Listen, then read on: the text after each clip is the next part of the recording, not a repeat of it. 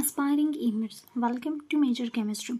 આજે આપણે રોટેશન માટેની ઇમ્પ્રોપર એક્સિસને મેટ્રિક્સ ડિરાઈવ કરવાની છે, જેને આપણે એસએન વડે રિપ્રેઝેન્ટ કરીએ છીએ. એસએન શોધવા માટે સૌ પહેલાં આપણાને રોટેશનલ એક્સિસ અને જે આપણી પ્લેન ઓફ સિમેટ્રી છે એ ખબર હોવી જોઈએ.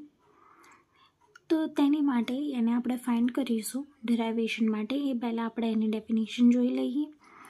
તો અહીંયા કહ્યું છે કે આ ઓપરેશનની અંદર આપણે જે મોલિક્યુલ છે એને એન્ડ ફોલ્ડ રોટેશન આપીએ છીએ, જેના પછી આપણે રિફ્લેક્શન કરાવીએ છીએ મિરર પ્લેનના થ્રુ, જે પરપેન્ડિક્યુલર છે રોટેશનલ એક્સિસને. ઓકે, અહીંયા આપણે સિમ્પલી એને ફોર્મ્યુલાથી સમજીએ કે SN is equal to CNZ perpendicular to sigma H. હવે જ્યારે આપણે એસએન શોધવું છે તો એના માટે આપણે પહેલાં રોટેશનલ એક્સિસ શોધવી પડશે. તો પહેલાં આપણે રોટેશનલ એક્સિસનું જે ડિરાઇવેશન છે એને જોઈ લઈએ. તો એના ડિરાઇવેશનમાં મેજરલી બે પ્રકારના રોટેશન જોવા મળે છે, જે છે એન્ટી ક્લોકવાઇઝ અને ક્લોકવાઇઝ. હવે જો તમને ક્લોકવાઇઝ અને એન્ટી ક્લોકવાઇઝ ઇન બ્રીફ સમજવું હોય તો તમે કમેન્ટ કરી દેજો, તો અમે એના પર વિડીયો બનાવી દઈશું. અહીંયા આપણે ઇમ્પ્રોપર જોવાની છે, એટલે આપણે ફક્ત એન્ટી ક્લોકવાઇઝને જોઈશું, અને તે પણ શોર્ટમાં. જો તમારે આખું સમજવાનું હોય તો એના માટે પહેલાં ફિગર સમજવી પડે. ઓરિજિનલ વેક્ટર વગેરે એમાં થોડું લોંગ આવે. આમાં અમે શોર્ટ કરીને એઝ પર અવર ક્વેશ્ચન અહીંયા અપ ટુ ધ માર્ક મૂક્યું છે. ઓકે, તો અહીંયા જે ઓરિજિનલ વેક્ટર છે, ઓરિજિનલ વેક્ટર બરાબર આપણે PXYZ લઈએ છીએ, અને આપણે P ઇઝ ઇક્વલ ટુ પણ અહીંયા લખી શકીએ છીએ. હવે જ્યારે આપણે એન્ટી ક્લોકવાઇઝ રોટેશન કરાવી દઈશું તો જે નવો વેક્ટર બનશે એ આપણો P' is equal to X', Y' અને Z' બને છે. અહીંયા જે ડિસ્ટન્સ છે એ આપણો R હશે, અને જે એંગલ બની રહ્યો છે, બે એંગલ બનશે. એક રોટેશનલ એંગલ હશે અને બીજું જે છે આપણો ઓરિજિનલ એંગલ હશે. રોટેશનલ એંગલ છે એને થીટા વડે દર્શાવીએ છીએ, અને એ P' એટલે આપણો જે નવો વેક્ટર બન્યો એના અને એક્સ એક્સિસના વચ્ચેનો એંગલ છે, અને આપણો જે ફાઈ છે એ આપણો ઓરિજિનલ એંગલ છે, જે એક્સ એક્સિસ અને પીના વચ્ચેનો એંગલ દર્શાવે છે. ઓકે, આટલી સમજ પડી જાય તો આગળ આપણા જે X' અને Y' એલિમેન્ટ્સ છે એની આપણે સાઇન થીટા અને કોસ થીટાના સંદર્ભમાં વાત કરીએ. બરાબર, તો અહીંયા થીટાની આપણે અહીંયા ફાઈ લઈએ છીએ, કેમ કે જે આપણા પહેલાંના જે ઓરિજિનલ વેક્ટર હતું એને ઓરિજિનલ એંગલ છે એને રિપ્રેઝેન્ટ કરે છે. તો ઓરિજિનલ એંગલ માટે આપણી પાસે અહીંયા cos phi is equal to X upon R આવી જશે, અને sin phi is equal to Y upon R આવી જશે. આ બેઝ અપોન હાઇટના ફોર્મ્યુલાથી આવે છે. X is equal to R cos phi થઈ જશે. આપણે અહીંયા એક્સની વેલ્યુ શોધવાની છે, એટલે એને ઇઝ ઇક્વલ ટુની આ બાજુ લઈ જઈએ એટલે મલ્ટીપ્લાયમાં આવી જશે. સેમ ટુ સેમ અહીંયા જોવાનું છે. હવે આગળ ઘણી એવી ડિરાઇવેશન આવે છે, એ ડિરાઇવેશન આપણે અહીંયા જોવાની નથી, કેમ કે જરૂરી નથી. એટલે આપણે ડાયરેક્ટ સિમ્પ્લિફાઈ કર્યું તો આપણને શું મળે છે એનો આન્સર લખી દઈએ કે આપણને જે નવો વેક્ટર X' મળશે એ X cos theta minus Y sin theta હશે, અને Y' જે મળશે એ Y cos theta plus X sin theta હશે. અહીંયા જે આપણું જે Z કોર્ડિનેટ છે એ અનચેન્જડ રહે છે, કેમ કે આપણે જે આ રોટેશન કરાવ્યું છે એ Z એક્સિસ પર કરાવ્યું છે. હવે આપણા ઓરિજિનલ વેક્ટરની વાત કરીએ. હમણાં જે આપણે લખ્યું હતું એ મેટ્રિક્સના ફોર્મમાં નહોતું, આપણાને આન્સર મેટ્રિક્સના ફોર્મમાં જોઈએ છે, એટલે આપણે original vector P is equal to XY એને મેટ્રિક્સના ફોર્મમાં લખ્યું. સેમ ન્યૂ વેક્ટર માટે કરીએ કે P' છે એને X' અને Y' ફોર્મમાં મૂકીએ.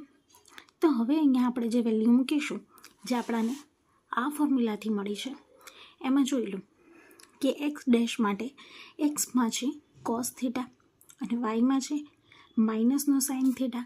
તો થઈ ગયું X માટે કોસ થીટા, Yમાં માઇનસનો સાઇન થીટા. સેમ અહીંયા જોઈ લઈએ કે X માટે સાઇન થીટા, Y માટે કોસ થીટા, Y' માટે છે અહીંયા Y' sine theta cos theta. આ થઈ ગઈ આપણી 2x2ની. હવે આપણાને જોઈએ છે 3x3 માટેની મેટ્રિક્સ. તો એની માટે Z કમ્પોનન્ટને ઉમેરી દઈશું તો આપણી પાસે કંઈક આ પ્રકારની મેટ્રિક્સ બનશે, જ્યારે આપણે એન્ટી ક્લોકવાઇઝ રોટેશન કરી રહ્યા છીએ તો એને CN-Z તરીકે રિપ્રેઝેન્ટ કરવામાં આવે છે, જે આપણને મળશે cos થીટા માઇનસનો sine theta 0, sine theta cos theta 0 and 0, 0, 1. This one stands for Z plane. Okay, તો આ આપણને મળી ગયું 3 × 3. હવે આ થઈ ગયું આપણું એન્ટી ક્લોકવાઇઝનું.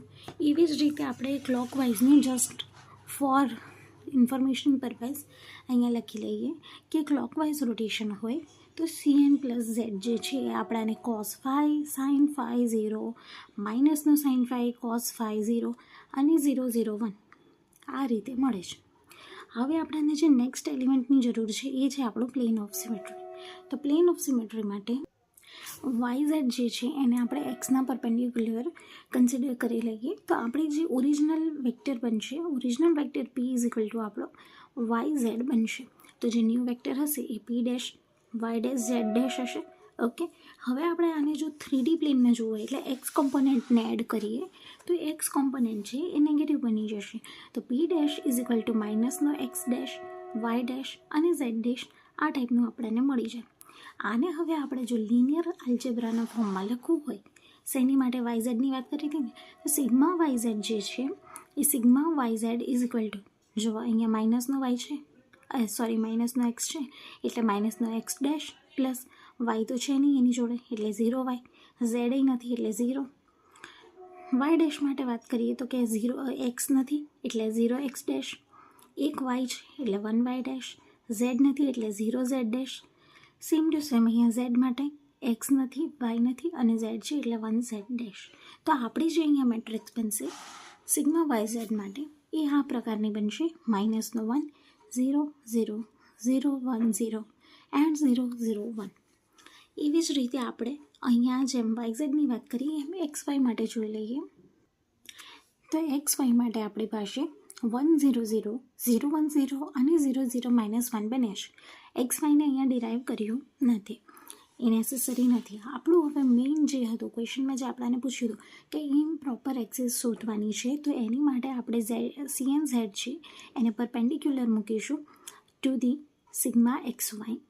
તો અહીંયા જે આપણને વેલ્યુ મળી હતી પહેલાં જે આપણે શોધી હતી CNની એ મૂકી દીધી અને પછી સિગ્મા XYની જે વેલ્યુ હતી અહીંયાથી એ આપણે અહીંયા મૂકી દીધી, જેનાથી અહીંયા એક માઇનસ એડ કરી દીધું, જેનાથી આપણને after the multiplication we get this કે cos theta minus sign theta 0, sine theta cos theta 0 and 0 0 -1. Okay, આ થઈ ગઈ આપણી સિગ્મા XY માટેની વાત. હવે CN/Z પરપેન્ડિક્યુલર ટુ સિગ્મા YZની વાત કરીએ તો એની માટે અહીંયા આપણે સિગ્મા YZની વેલ્યુ મૂકી છે અને અહીંયા આપણે જે CNની હતી એ જ વેલ્યુ મૂકી છે અને after the multiplication we get કે માઇનસનો cos theta minus sign theta 0, sine theta cos theta 0 and 0 0 1. So this is our answer. આપણે આવી રીતે બંને ઇમ્પ્રોપર એક્સિસ બે ટાઈપની શોધી છે in respect to sigma YZ and sigma XY. Okay, so I hope કે તમને આ સમજમાં આવી ગયું હશે અને આ ક્વેશ્ચન તમે સારી રીતે આન્સર કરી શકશો. C you in the next video. Thank you.